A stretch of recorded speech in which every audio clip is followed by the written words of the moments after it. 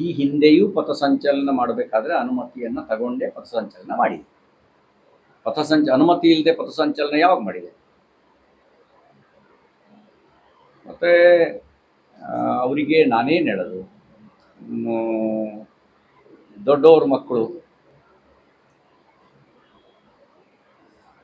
ಎಲ್ಲವೂ ಕೂಡ ನಿರಾಯಾಸವಾಗಿ ಬಂದಿದೆ.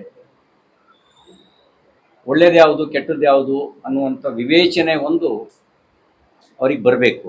ದೇಶಕ್ಕೆ ಒಳ್ಳೇದು ಮಾಡೋ ಸಂಘಟನೆ ಯಾವುದು, ದೇಶಕ್ಕೆ ಹಾನಿ ಮಾಡೋ ಸಂಘಟನೆ ಯಾವುದು? ಅವರಿಗೆ ದೇಶಕ್ಕೆ ಹಾನಿ ಮಾಡುವ ಸಂಘಟನೆಗಳ ಬಗ್ಗೆ ಒಂದು ಶಬ್ದವೂ ಇದುವರೆಗೂ ಅವ್ರು ಮಾತಾಡಲಿಲ್ಲ. ದೇಶಭಕ್ತ ಸಂಘಟನೆ ಬಗ್ಗೆ ದಿನ ಮಾತಾಡ್ತಿದ್ದಾರೆ. ಆ ದಿನ ಮಾತಾಡೋದ್ರಿಂದ ಅವ್ರಿಗೆ ಪ್ರಚಾರ ಸಿಗುತ್ತೆ ಅಂತ ಬಯಸಿದ್ರೆ ಪ್ರಚಾರ ಪಡ್ಕೊಳ್ಳಿ ಹೇಳಿ. ಸರ್, RSS ಟೀಕಿಸುವ ಬದಲಾಗಿ ಪಾಪ ಪಾಕಿಸ್ತಾನ ಅನ್ನುವಂಥ ಮಾತನ್ನ ಒಂದಿಷ್ಟು ಕಂಟ್ರಿಗಳು ಮನೆ ಪ್ರಸಾರ ಮಾಡಿದ್ರು.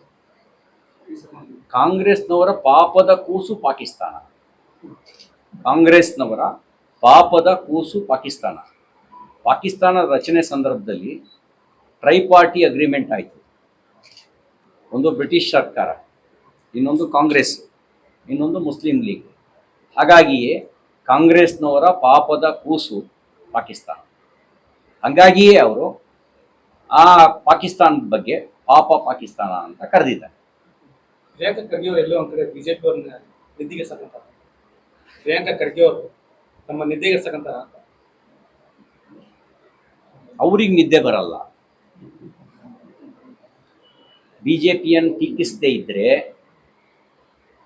ಅವರಿಗೆ ತಿಂದ ಅನ್ನ ಜೀರ್ಣ ಆಗಲ್ಲ. ಸಂಘವನ್ನು ಟೀಕಿಸದೇ ಇದ್ದರೆ ಅವರಿಗೆ ನಿದ್ದೆ ಬರಲ್ಲ. ಹಾಗಾಗಿ ಟೀಕಿಸ್ತಾ ಇದ್ದಾರೆ.